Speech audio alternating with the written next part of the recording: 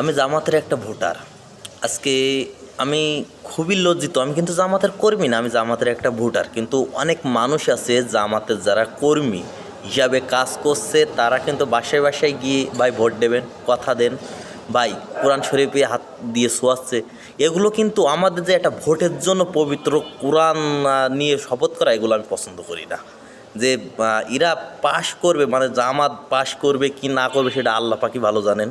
কিন্তু যে কোরআন শরীফ নিয়ে শপথ করে তারা কি বোঝাতে চাচ্ছে, এটা আপনাদের কি কিছু জানা আছে?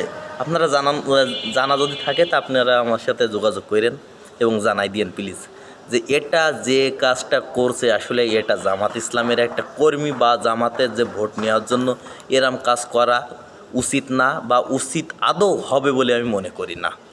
আমিও যে জামাতের ভোটার, আমি জামাতের কর্মী না। কিন্তু আপনারা যে কর্মী, আমরা ভোটার, আমাদের কাছে আসবেন, এটা তো স্বাভাবিক। কিন্তু যে শপথ আপনার মানে জামাতের ভালো লাগলে দেবেন, না লাগলে দেবে না।